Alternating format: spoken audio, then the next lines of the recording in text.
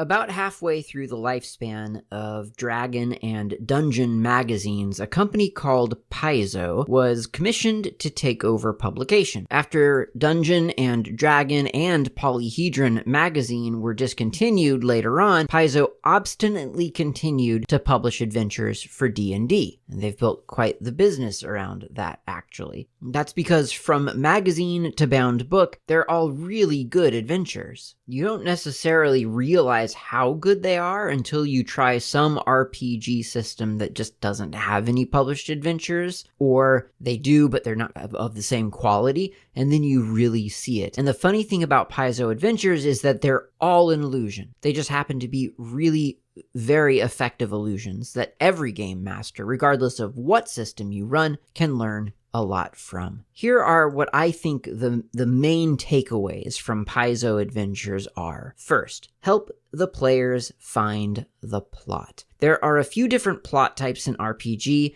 and you probably instinctively know them if you've played either video games or tabletop games, much less role-playing games. We have terms for many of them, like fetch quests, and dungeon crawls, and escort missions, and murder mysteries, and so on. Within a Paizo adventure, there's usually a 3 or 4 act structure, let's say 3, around those common plot points. 1. Players meet an NPC who has a job they need done. Sometimes there's a variation there, and instead of meeting a single NPC, they walk into a situation, the aftermath of something horrible. But it's always clear what needs to be done in order to resolve this problem. 2, the NPC points players to the location where the plot is. And then 3, players go to the location and solve the puzzle or resolve the problem. Do this 2 or 3 times, each emphasizing one of the traditional game plot types like a fetch quest, a dungeon crawl, and so on,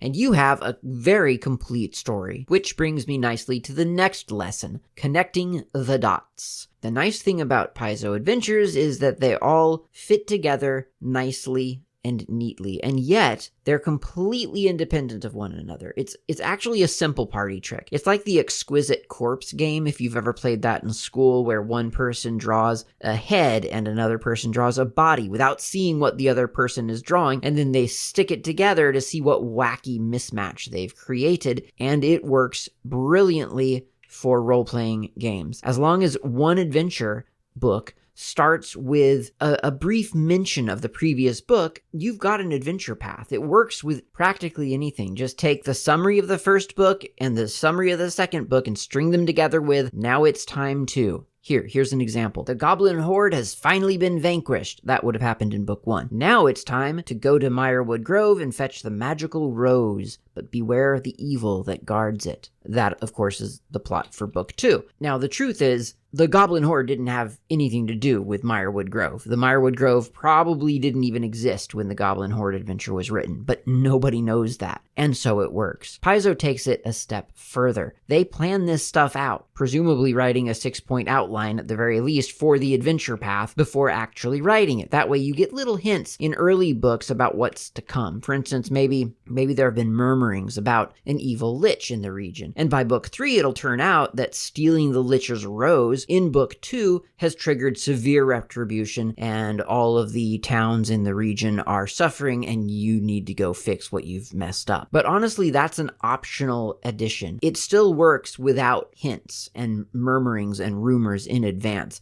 As far as I can recall, even one of the most beloved adventure paths, Rise of the Runelords, didn't actually mention, to the players at least, the big evil bad until like the 3rd adventure. I could be wrong about that, don't quote me, but you don't always have to drop foreshadowing in early books or early adventures. It still works by just stringing them together as if though the events of the next adventure, whatever it may be, is a result of what happened in the first adventure. Modular plotting. The links between adventures make it feel to the players that they're playing an extended, sprawling, epic campaign where one plot point leads seamlessly to the next. But the tenuousness of the links between one adventure and another has the opposite benefit as well. Because they are independent adventures, you can pick up any one of them, regardless of where it falls within the larger campaign, and just play it with no knowledge of what came before or what's meant to come next. For instance, using the earlier example, instead of saying, now you've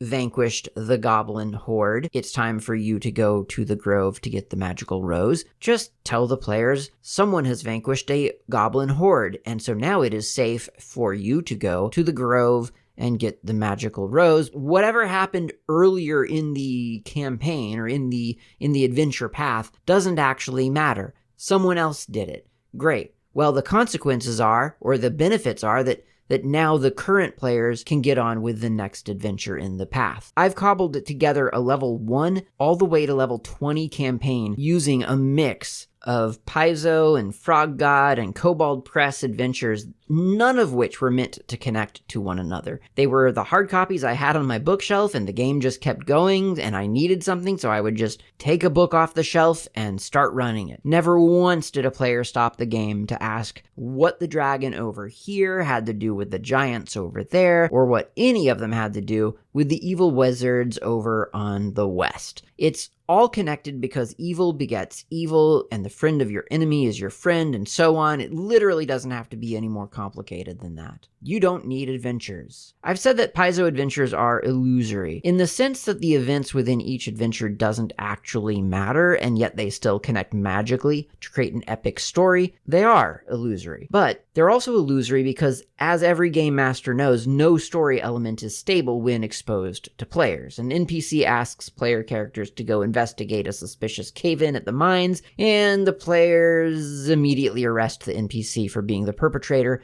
trying to throw them off track, and now you're running a courtroom drama. The point is, many game masters, deep down, or not so deep down, don't really need somebody else writing plot points for them. I mean, in a pinch, or by default for some, it's easy to construct a story in an RPG. You present players with some condition they find displeasing, and then you follow their lead as they attempt to change that condition to something that pleases them. It's pretty simple. But then again, there are at least 5 reasons to run a published adventure. I have a video on that. And at least one important principle to learn from Paizo's adventures. Paizo's adventures demonstrate that, maybe counterintuitively, adventures are not flowcharts. If anything, they're dungeon crawls. I'll explain the difference. A flowchart is a chain of dependencies. To get from point A to point B, you must have satisfied some condition. At first glance, that seems like a logical format for an adventure. You don't really want your players barging into the monster's secret hideout before they go to the massacre site and find the monster's tracks leading to the hideout,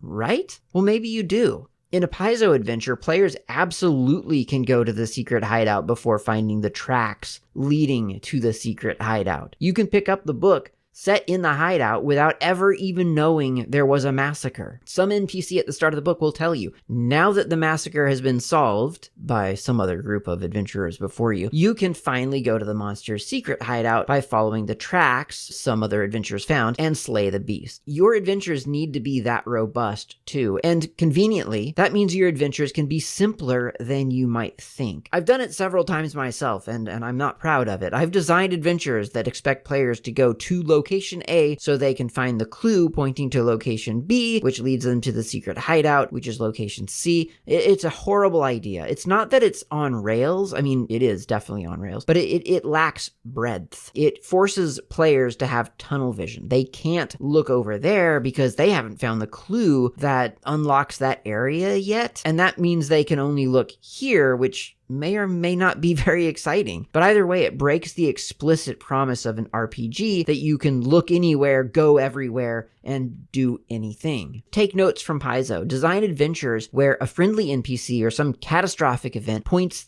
the players to the plot. When they go to the location where the plot is happening, there's a displeasing condition there. An heirloom's been stolen. Somebody's been murdered. The land is infested. A house is haunted. A king has been deposed. whatever. It's a condition that is obviously not right, and so the players need to solve it. And now that that problem has been solved, the players can finally tackle the next problem. Thanks for watching.